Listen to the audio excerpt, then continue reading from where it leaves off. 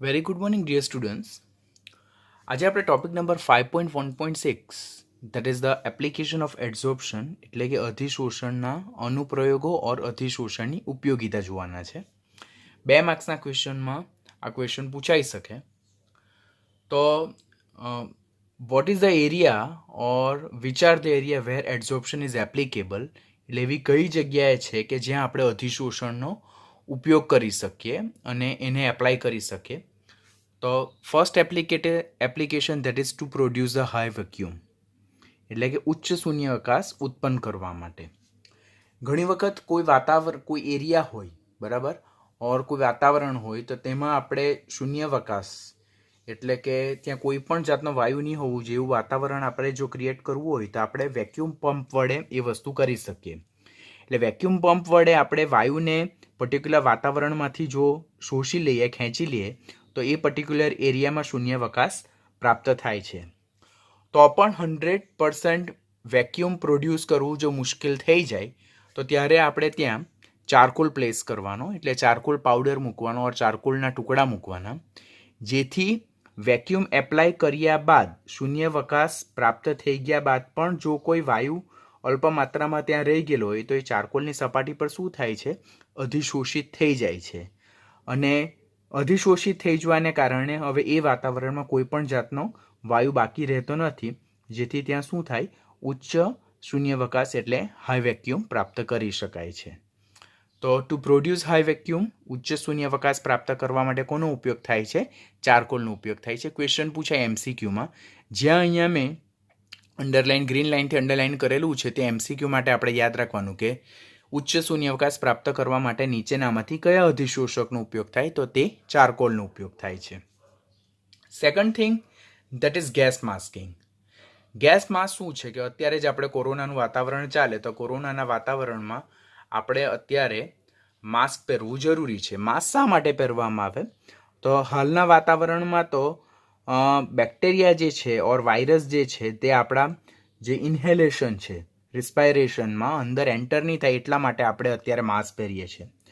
But corona આવે તે પહેલાં ગેસ માસ્કનો ઉપયોગ શા માટે કરવામાં આવતો હતો ઓર શા માટે કરવામાં આવે છે ઓર વેર ઇટ ઇઝ એપ્લાય. તો પહેલાં તો મેટ્રો સિટીઝ કે જેમાં એર પોલ્યુશન વધારે હોય, તો એર પોલ્યુશન વધારે હોય તો તેમાં sulphur dioxide, carbon monoxide, carbon dioxide, બરાબર, જેવા વાતાવરણમાં વાયુનું પ્રમાણ વધારે હોય તો એ જો પર્સનના ઇન્હેલેશન એટલે રિસ્પાયરેશન દ્વારા જો એના શરીરમાં જાય તો they will damage the lungs, એટલે કે ફેફસાને એ શું કરે છે, ડેમેજ કરે છે. અસ્થમા જેવા ડિઝીઝ પણ થાય છે અને રિસ્પાયરેટરી ડિઝીઝ બધા થાય.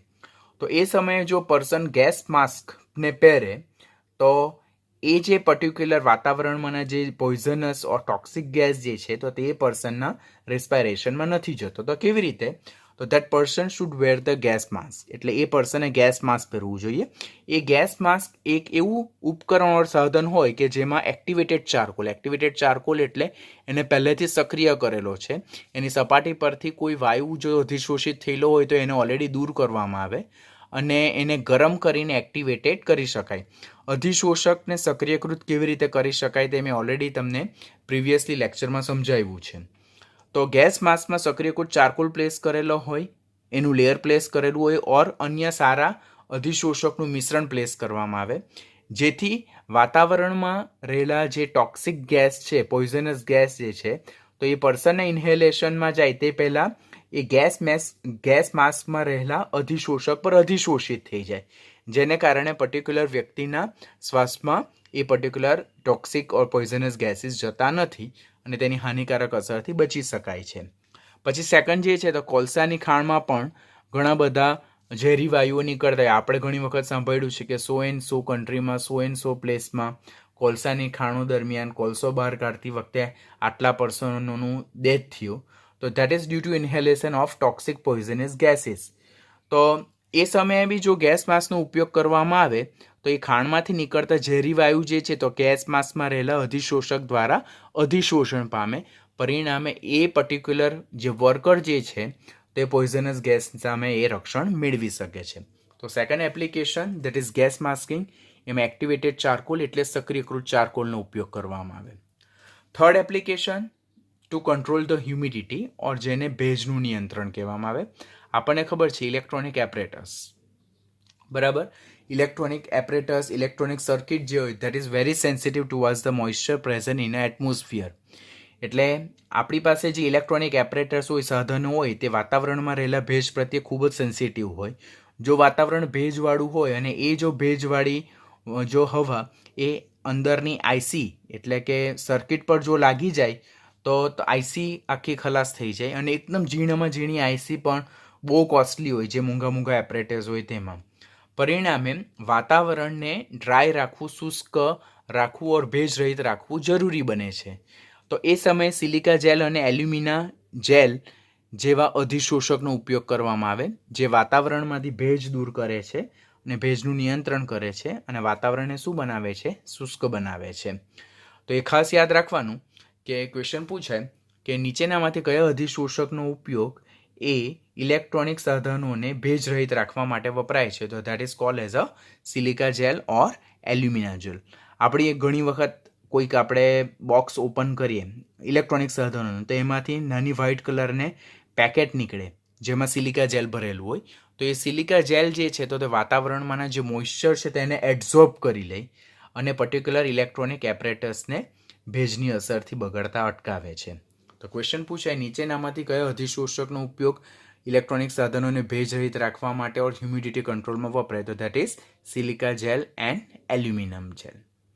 અહીંયા એલ્યુમિના જેલ પણ તમે લખી શકો. તો they are use to control the humidity in particular atmosphere.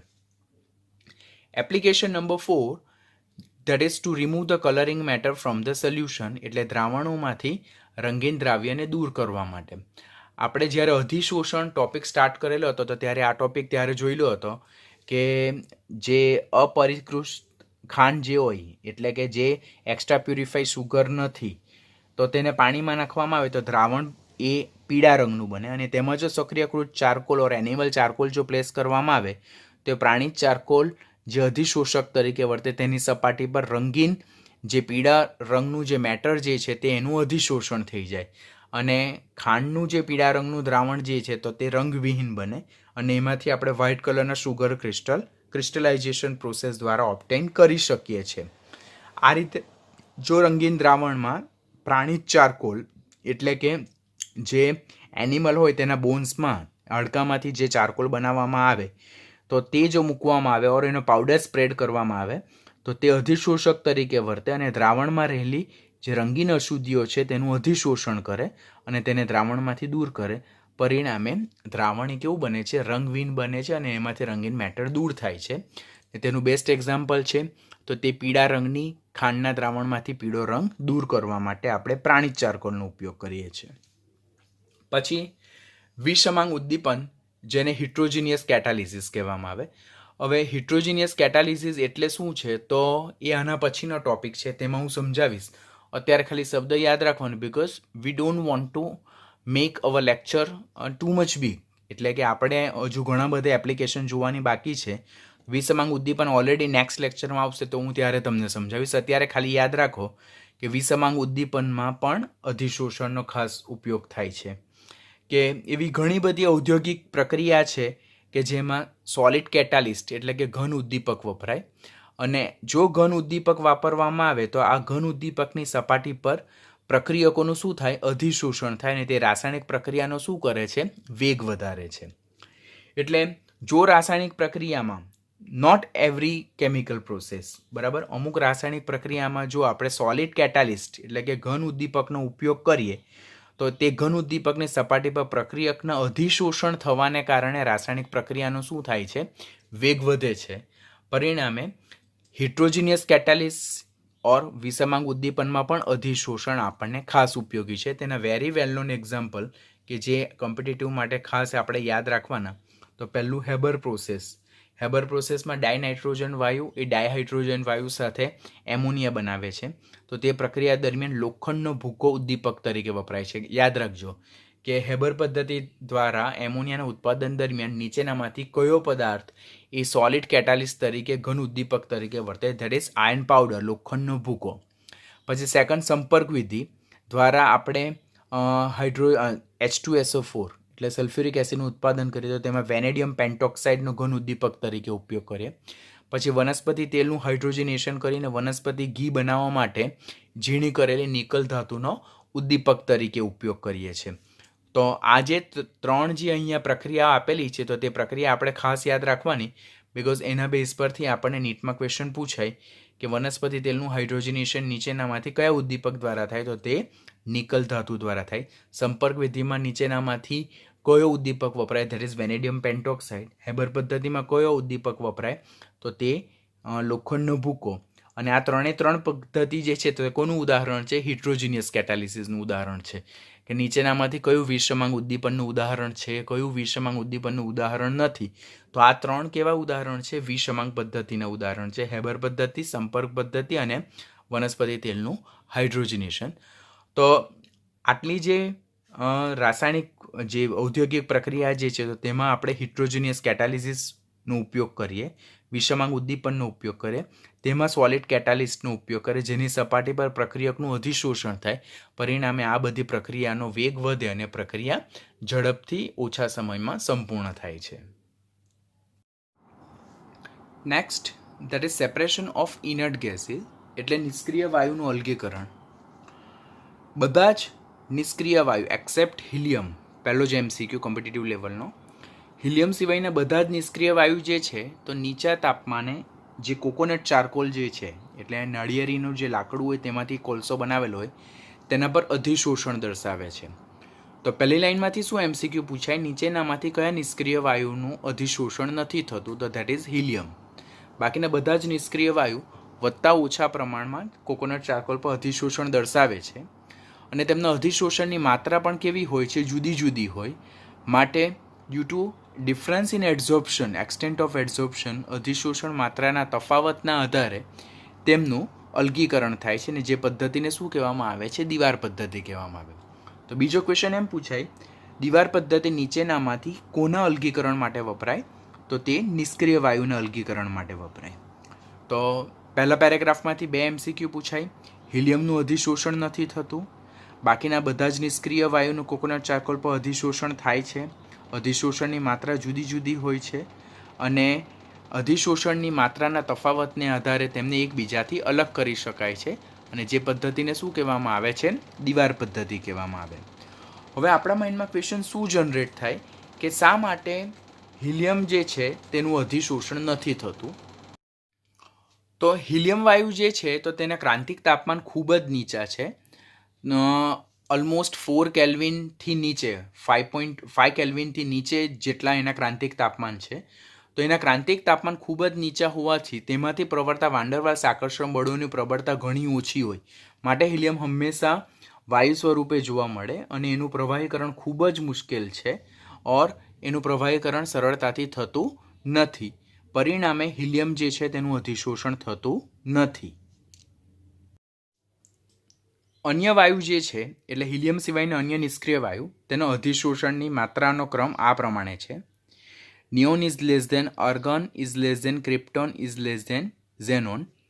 નીચેનામાંથી કયા નિષ્ક્રિય વાયુનું અધિશોષણ સૌથી વધારે થાય છે, તો તે છે ઝેનોન અને સૌથી ઓછું થાય છે તો તે હિલિયમ. જો ઓપ્શનમાં હિલિયમ આપેલું હોય તો અધિશોષણ સૌથી ઓછું હિલિયમનું, ઓપ્શનમાં હિલિયમની હોય ને નિયોન હોય તો નિયોનનું અધિશોષણ ઓછું થાય. તો આ સિક્વન્સ આપણે યાદ રાખવાનો. તો શા માટે નિયોનથી ઝેનોન તરફ જતાં અધિશોષણની માત્રા વધે છે, તો નિયોનથી ઝેનોન તરફ જતાં પરમાણવીય કદ વધે. આપણને ખબર છે કે સમૂહમાં ઉપરથી નીચે તરફ જતાં પરમાણવીય કદ વધે. જેમ પરમાણવીય કદ વધતું જાય તેમ સંપર્ક સપાટીનું ક્ષેત્રફળ વધતું જાય, વાંડરવાલ્સ આકર્ષણ બળોની પ્રબળતા વધતી જાય, પ્રવાહીકરણની સરળતા વધતી જાય અને અધિશોષણની માત્રા ક્રમશઃ કેવી થતી જાય છે, વધતી જાય.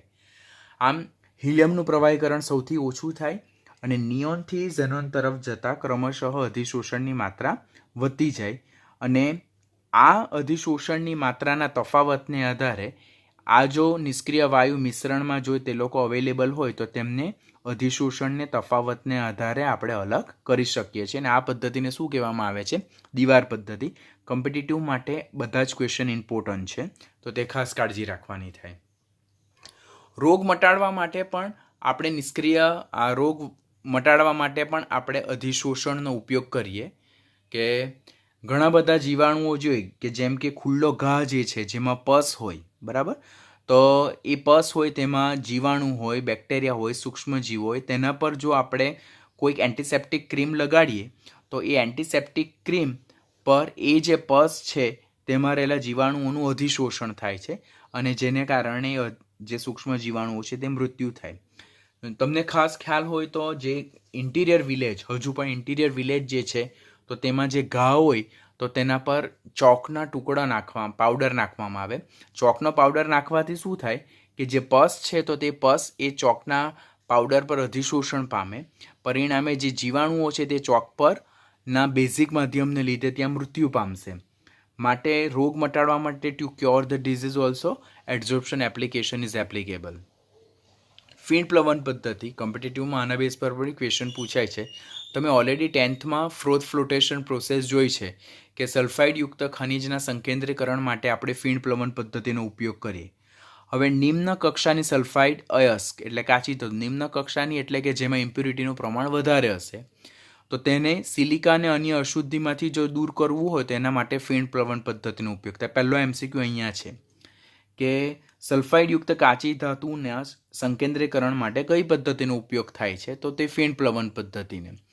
તેને શેમાંથી દૂર કરવાને, સિલિકા અને અન્ય અશુદ્ધિ દૂર કરવા માટે ફીણ પ્લવન પદ્ધતિનો ઉપયોગ થાય, જે શેના પર ડિપેન્ડન્ટ છે, અધિશોષણના સિદ્ધાંત પર આધારિત છે કે પાઇન ઓઇલ, ટર્પેન્ટાઇન ઓઇલ, ઊંચા ફેટી એસિડ સંયોજનો અને ઝેન્થેટ સંયોજનો આ બધા ઓઇલી સબસ્ટન્સ છે, તેલીય પદાર્થ છે કે જે સલ્ફાઇડયુક્ત કાચી ધાતુને તેમની સપાટી પર શું પામે છે, અધિશોષિત કરે છે અને તેમને અશુદ્ધિમાંથી મુક્ત કરે છે. એકચ્યુઅલી આપણે ધાતુ કર્મવિધિ મેટલર્જી એક ચેપ્ટર આવે છે 12થના જ પાર્ટ 1માં, તેમાં આપણે ફ્રોથ ફ્લોટેશન પ્રોસેસ ડિટેલમાં શીખવાના જ છે. પણ અત્યારે આપણે યાદ રાખવાનું કે આ જે તેલીય પદાર્થો છે તેની સપાટી પર કાચી ધાતુ અધિશોષિત થાય અને તેને અશુદ્ધિમાંથી દૂર કરવામાં આવે. માટે આ જે તેલીય પદાર્થો છે તેને કાચી ધાતુને એકઠા કરતા પદાર્થો ઓર એને ઓર કલેક્ટર પણ કહેવામાં આવે અને તેઓ અધિશોષક તરીકે વર્તે છે. તો અહીંયાથી ક્વેશ્ચન કેટલા જનરેટ થશે? તો ફીણ પ્લવન પદ્ધતિ એ સંકેન્દ્રીકરણ પદ્ધતિ છે. કોના સંકેન્દ્રીકરણ માટે વપરાય? તો સલ્ફાઇડયુક્ત કાચી ધાતુના સંકેન્દ્રીકરણ માટે વપરાય. શેમાંથી દૂર કરવા માટે? સિલિકા અશુદ્ધિ દૂર કરવા માટે. કોણ? તૈલીય પદાર્થોનો ઉપયોગ કાચી ધાતુને એકઠા કરતા પદાર્થ તરીકે થાય તો પાઇન ઓઇલ, ટર્પેન્ટાઇન ઓઇલ, ઊંચા ફેટી એસિડ સંયોજનો, ઝેન્થેટ સંયોજનો. નીચેનામાંથી કોનો કાચી ધાતુને એકઠા કરતા પદાર્થો તરીકે ઉપયોગ થાય? તો આ પદાર્થો. ફીણ પ્લવન પદ્ધતિમાં અધિશોષક તરીકે કોણ વર્તે? તો આ લોકો વર્તે. આ લોકોનો ઉપયોગ અધિશોષક તરીકે થાય છે કે નથી થતો? તો થાય છે. તે લોકોનું કાર્ય શું? તો જે સલ્ફાઇડયુક્ત કાચી ધાતુ જે છે તો તેને પોતાની સપાટી પર અધિશોષિત કરવાનું અને તેમને જે રેતી અને silica that is only sand particle, રેતીમાંથી એને દૂર કરવા માટે આ પદ્ધતિનો ઉપયોગ થાય છે. Next that is adsorption indicator, જેને અધિશોષણ સૂચકો કહેવાય. ખાસ ધ્યાનથી શીખજો, કોમ્પિટિટિવ લેવલ પર આના બેઝ પર ક્વેશ્ચન પૂછાય છે કે સિલ્વરના હેલાઇડ જેમ કે AgCl, જેને આપણે કોમનલી ઇક્વેશન AgX પણ લખીએ, તો સિલ્વર હેલાઇડના જે અવક્ષેપ હોય તો તેઓ પોતાની સપાટી પર અમુક ડાઇઝ એટલે કે રંગકોનું અધિશોષણ કરવાની ક્ષમતા ધરાવે. એ ડાઇઝ કયા? તો તે છે ઇઓસિન ઓર ફ્લોરેસિન. અને જે એન્ડ પોઈન્ટ છે, અંતિમ બિંદુએ છે, ત્યારે કેરેક્ટરિસ્ટિક કલર એટલે કે લાક્ષણિક રંગ પેદા કરવાની વૃત્તિ ધરાવે. માટે આવા જે સૂચકો જે છે, ઇન્ડિકેટર જે છે ઇઓસિન અને ફ્લોરેસિન, તો તેને શું કહેવામાં આવે છે? અધિશોષણ સૂચકો કહેવામાં આવે છે. તો પહેલાં અધિશોષણ સૂચકો એટલે શું? તો તે પોઈન્ટ આપણને પૂછાય. તો સિલ્વર હેલાઇડ જેવા અવક્ષેપ જે હોય તો તેની સપાટી પર અમુક રંગકો તે લોકોને રંગકોને અધિશોષિત કરવાની વૃત્તિ ધરાવે અને અંતિમ બિંદુએ એટલે કે એન્ડ પોઈન્ટ પણ તે લોકો કેરેક્ટરિસ્ટિક કલર એટલે કે લાક્ષણિક રંગ પેદા કરે. આવા જે રંગકો જે છે તો તેને સૂચક તરીકે વપરાય, લાઈક ઇઓસિન અને ફ્લોરેસિન, તેને અધિશોષણ સૂચકો કહેવામાં આવે છે. તો પહેલો ક્વેશ્ચન એમ પૂછે, નીચેનામાંથી કયું અધિશોષણ સૂચકો છે જેને એડઝોર્પ્શન ઇન્ડિકેટર કહેવાય? તો દેટ ઇઝ ઇઓસિન અને ફ્લોરેસિન. અને આ પદ્ધતિમાં જે સિલ્વર હેલાઇડના જે અવક્ષેપ જે છે જેની સપાટી પર આ સૂચકનું એડઝોર્પ્શન થાય છે તો તે અધિશોષક તરીકે વર્તે, એડઝોર્બન્ટ તરીકે વર્તે. અને સૂચક જે છે અધિશોષક સૂચક, બરાબર, તો લાઈક ઇઓસિન અને ફ્લોરેસિન તેઓ કયા તરીકે વર્તે છે? અધિશોષિત તરીકે વર્તે છે. તો આ પણ યાદ રાખવાનું કે અધિશોષણ પ્રક્રિયા દરમિયાન એડઝોર્પ્શન ઇન્ડિકેટર કયા તરીકે વર્તે? તો એડઝોર્પ્શન ઇન્ડિકેટર જે છે તો તે અધિશોષિત તરીકે વર્તે, જ્યારે અવક્ષેપ એ અધિશોષક તરીકે વર્તે. આટલી જે પોઈન્ટ જે છે તો તેને આપણે ફિગર આઉટ જો કરીએ તો આપણી પાસે શું છે કે એક દ્રાવણ છે, તો એ દ્રાવણમાં હેલાઇડ આયન છે, સે ફોર એક્ઝામ્પલ Cl-, અને તેમાં જો આપણે સિલ્વર નાઇટ્રેટનું દ્રાવણ જો નાખીએ તો સિલ્વર નાઇટ્રેટમાં રહેલો Ag+ આયન એ દ્રાવણમાં રહેલા હેલાઇડ આયન કે જેમાં Cl- છે તેની સાથે પ્રક્રિયા કરીને Agx એટલે કે સિલ્વર હેલાઇડના અવક્ષેપ બનાવે છે. જો હું અહીંયા Cl- દ્રાવણમાં લેવું તો અહીંયા કોના અવક્ષેપ બનશે? સિલ્વર ક્લોરાઇડના સફેદ અવક્ષેપ બનશે. એટલે પહેલા દ્રાવણમાં મારી પાસે હેલાઇડ આયન છે, તેમાં હું સિલ્વર નાઇટ્રેટનું દ્રાવણ નાખું તો સિલ્વર નાઇટ્રેટનું સિલ્વર આયન જે છે Ag+ આયન જે છે તો તે હેલાઇડ આયન સાથે પ્રક્રિયા કરીને સિલ્વર હેલાઇડના અવક્ષેપ બનાવે, કે જો અહીંયા ક્લોરીન હોય તો અહીંયા સિલ્વર ક્લોરાઇડના સફેદ અવક્ષેપ બને. તેમાં જો હું ડાઇઝ તરીકે અધિશોષણ સૂચક નાખું તો અધિશોષણ સૂચક તરીકે હું ઇઓસિન અને ફ્લોરેસિન નાખું તો આ જે ડાઇઝ જે છે તો આ જે અવક્ષેપ પ્રેસિપિટેટ બને છે તેની સપાટી પર શું પામે છે? અધિશોષણ પામે છે. જો તો આ જે ગ્રીન કલરનો ડોટેડ જે છે તો તે અધિશોષક સૂચકો જે છે તે છે, બરાબર. તો આ અધિશોષક જે છે તેની સપાટી પર આ ડાઇઝ જે છે તેનું શું થાય છે? અધિશોષણ થાય છે. આમ જ્યારે સિલ્વર હેલાઇડ જેવા અવક્ષેપ હોય તેની જ્યારે અધિશોષણ સૂચક સાથે પ્રક્રિયા થાય તો અધિશોષણ સૂચકનું એ અવક્ષેપની સપાટી પર શું થાય છે? અધિશોષણ થાય છે, અને at the end point they will produce a characteristic colour. માટે એમને શું કહેવામાં આવે છે? અધિશોષણ સૂચકો કહેવામાં આવે છે. તેનું વેલ નોન એક્ઝામ્પલ જો જોઈએ તો ધેટ ઇઝ KBr, કે KBrને પણ સિલ્વર નાઇટ્રેટ વડે ઇઝીલી ટાઇટ્રેશન કરી શકાય યુઝિંગ ઇઓસિન એઝ એન ઇન્ડિકેટર, એટલે તેમાં ઇઓસિનનો ઉપયોગ થાય. અને બીજી ફેઝાન્સ મેથડ જે છે, ફેઝાન્સ મેથડ જેમાં સોડિયમ ક્લોરાઇડના જલીય દ્રાવણની સિલ્વર નાઇટ્રેટના જલીય દ્રાવણ સાથે પ્રક્રિયા કરતા સિલ્વર ક્લોરાઇડના સફેદ અવક્ષેપ બને અને સોડિયમ નાઇટ્રેટ દ્રાવણમાં રહી જાય. હવે શરૂઆતમાં જો સોડિયમ ક્લોરાઇડની માત્રા વધારે હોય તો ક્લોરાઇડ આયન જે છે તો તે આ સિલ્વર ક્લોરાઇડના અવક્ષેપ પર અધિશોષિત પામે છે.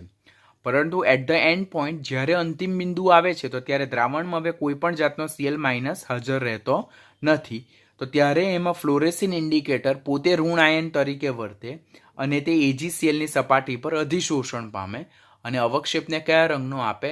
કલર પિંક કલર આપે, ગુલાબી રંગ આપે. That is the end point colour change. તો આ જે ફેઝાન્સ મેથડ છે that is also depend upon the adsorption mechanism. તો તે પોઈન્ટ યાદ રાખવાનો કે ફેઝાન્સ મેથડ નીચેનામાંથી કઈ ક્રિયાવિધિ પર આધારિત છે? તો તે એડઝોર્પ્શન એટલે કે અધિશોષણ પર આધારિત છે. ફેઝાન્સ મેથડમાં કોનો આપણે ઇન્ડિકેટર તરીકે ઉપયોગ કરીએ તો ફ્લોરેસિનનો ઇન્ડિકેટર તરીકે ઉપયોગ કરીએ. એટ ધ એન્ડ પોઈન્ટ કયો કલર આપશે? ગુલાબી રંગ આપે છે. તો that's all about the adsorption indicator. એટલે અમુક અવક્ષેપો, અમુક જે સૂચક હોય, ઇન્ડિકેટર્સ હોય, ડાઇઝ હોય, તેને પોતાની સપાટી પર અધિશોષણ કરવાની ક્ષમતા ધરાવે અને એન્ડ પોઈન્ટ પર કેરેક્ટરિસ્ટિક કલર ચેન્જ આપે. તો એ પ્રકારના જે ડાઇઝ જે છે તો તે આ પ્રકારના કલર ચેન્જ જેમાં ઉપયોગી નીવડે તો તેને અધિશોષણ સૂચકો કહેવાય, અને જેના વેલનોનું ઉદાહરણ છે ઇઓસિન એન્ડ ફ્લોરેસિન. અમુક ક્રોમેટોગ્રાફી વિશ્લેષણ કે જેને ક્રોમેટોગ્રાફિક એનાલિસિસ કહેવાય તેમાં પણ અધિશોષણનો સિદ્ધાંત સમાયેલો હોય છે, અને તે પણ આપણો એડઝોર્પ્શનના બેઝ પર એપ્લિકેબલ છે. જેમ કે વાત કરીએ તો થિન લેયર ક્રોમેટોગ્રાફી, ત્યાર પછી Pb+2 અને Cd+2 જેવા ધન આયનનું અલગીકરણ કરવું હોય તો તેમાં પણ અધિશોષણનો સિદ્ધાંત છે. અધિશોષણ ક્રોમેટોગ્રાફી, એડઝોર્પ્શન ક્રોમેટોગ્રાફીનો ઉપયોગ થાય. અકાર્બનિક ઋણ આયનો, એમિનો એસિડના મિશ્રણનું અલગીકરણ કરવું હોય, શાહીમાંના રંગકોનું પૃથક્કરણ કરવું હોય, બરાબર. તો આ જે બધું અલગીકરણ જે છે તો તે અધિશોષણ ક્રોમેટોગ્રાફી એટલે એડઝોર્પ્શન ક્રોમેટોગ્રાફીના આધારે કરી શકાય, જેમાં ઘન પદાર્થનો અધિશોષક તરીકે ઉપયોગ કરી શકાય. અને એડઝોર્પ્શનના તફાવતને આધારે, અધિશોષણના તફાવતને આધારે આપણે જે મિશ્રણમાં રહેલા જે કમ્પોનન્ટ્સ જે છે, ઘટકો છે, તેનું એકબીજાથી સેપરેશન કરી શકીએ છીએ.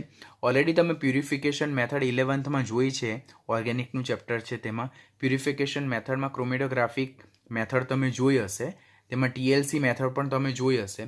તો that's base upon the adsorption mechanism, જે અધિશોષણના સિદ્ધાંત પર કાર્ય કરે છે. અહીંયાથી ક્વેશ્ચન પૂછાશે કે ક્રોમેટોગ્રાફીમાં નીચેનામાંથી કયું પ્રિન્સિપલ ઇન્વોલ્વ છે? તો ધેટ ઇઝ એડઝોર્પ્શન, એટલે અધિશોષણના સિદ્ધાંત પર ક્રોમેટોગ્રાફી આધારિત છે. તો તે આપણે યાદ રાખવાનું. આટલું એપ્લિકેશન છે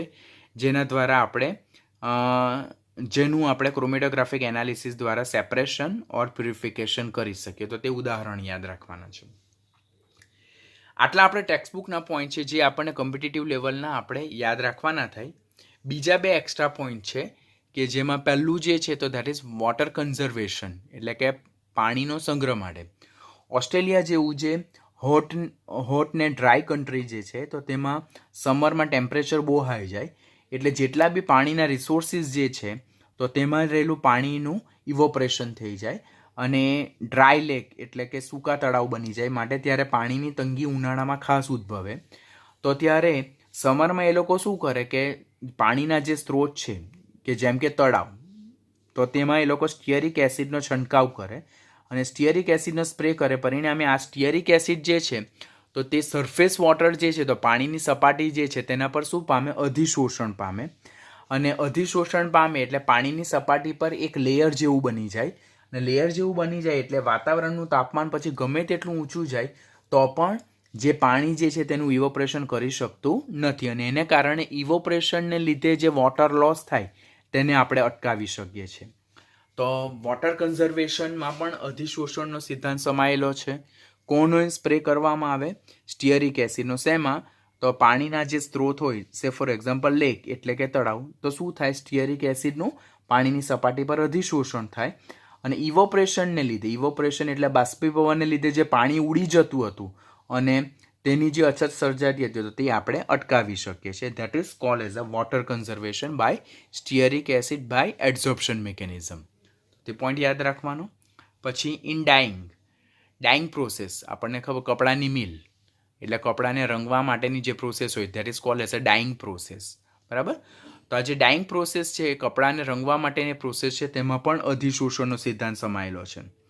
કે કોઈ પણ કાપડ હોય તેને પહેલાં જો ડાયરેક્ટ જો આપણે ડાઇઝમાં નાખી દઈએ, બરાબર, રંગકમાં નાખી દઈએ, તો એ કપડા પર અનઇવન ડાઈંગ થાય. એટલે કોઈ જગ્યાએ ડાઈ એટલે કે રંગકના ધબ્બા લાગી જાય, કોઈ જગ્યાએ ઓછું ડાઈંગ થાય, એટલે અમુક જગ્યાએ ઝાંખા કપડાં રહી, અમુક જગ્યાએ વધારે ડાર્ક રહી, તો that is cold uneven dining. તો એ અનઇવન ડાઈંગ જે પ્રોસેસ છે તેને જો આપણે ઇવન ડાઈંગ એટલે કે પ્રોપર ડાઈંગમાં કન્વર્ટ કરવું હોય તો કાપડ જે છે તેને પ્રથમ મોર્ડન્ટ એટલે કે એલમ, એક જાતના સંયોજનો છે, તેમાં ડૂબાડવામાં આવે અને ત્યારબાદ એને ડાઈના દ્રાવણમાં ડૂબાડવામાં આવે. હવે આપણને ક્વેશ્ચન એમ થાય કે સર મોર્ડન્ટમાં શા માટે એને સૌપ્રથમ ડૂબાડવામાં આવે?